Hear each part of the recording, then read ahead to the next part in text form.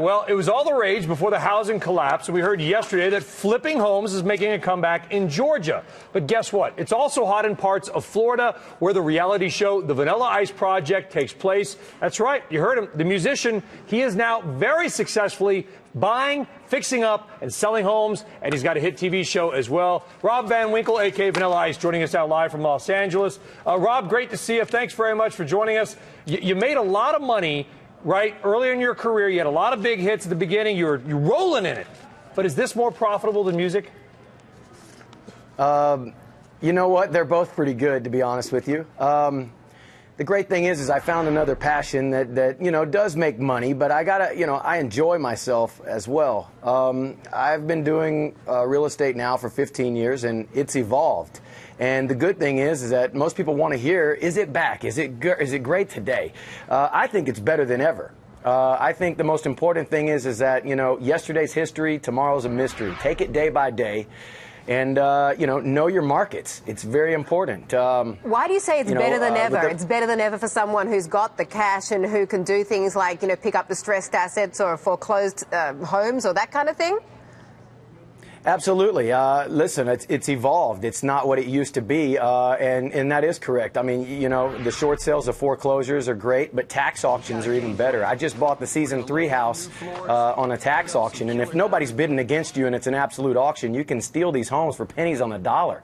The important thing is to know your location. It's the same as the stock market. Know your location. It's more important than ever today.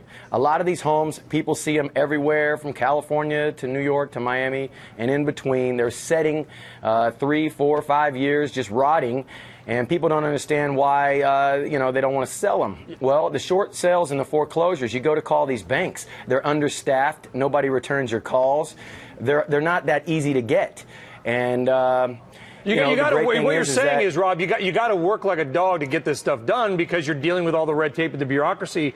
I've seen some of your homes. You had a glass elevator in one. You've got these. I mean, these are big homes with all kinds of wallpaper, luxury stuff you're doing. What's the average cost of a home that you're selling after you get done with it?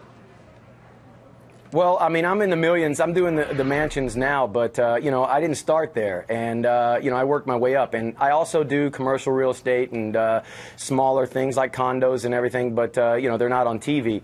But, diversify. That's the whole thing. And, for TV, the mansions look better, but in Palm Beach, that is what the area is. I mean, there's a lot of money in Palm Beach, and I know my market there. So I don't drift away too much from that area because I know it very well, and I think that's very important. There's homes that are setting back further from, the infrastructure that might be on a bigger piece of property or a bigger home, and they look very appetizing. But if you do the statistics, people are moving out of those areas, so you might want to stay away from those. People want to be closer to the infrastructure of not just schools, but airports, restaurants, shopping malls, and they don't want to commute anymore. And, with gas prices where they are, it makes them want to go there even more. So, you sound like a savvy guy, which actually brings me to my next question. You've mentioned location many times during this interview. It is always location, location, location. Which place looks the most attractive to you right now? Which market? Well, like I said, I like Palm Beach. Florida's hot. A lot of these areas that got hit really hard during the housing downturn are some of the first areas to come back out of it because they were desirable then and they're desirable now. They just got hit with the bomb there for a minute, and they're still desirable. So people like the homes with a lot of feng shui now. They like 8-foot doors. They like the vaulted ceilings. Yeah. And in Florida, outside in your backyard is very important. That's why I put a lazy river in the backyard with a tiki hut to represent, we're outside in Florida, so it's very important, And I know you make your homes smart as well. State-of-the-art technology. Mr. Rice, Rob, Vanilla, whatever we like to call you, thank you so much for joining us today. Love your stuff. Thank you. My pleasure. Thanks for having me. Thank you. Okay, let's get a check on the shares of Scripps Networks. That's the parent of the DIY network that is the Vanilla Ice Project. Scripps stock joining the all-time high club today in today's down market. The company also owns HGTV and the Travel Channel. Never heard of them.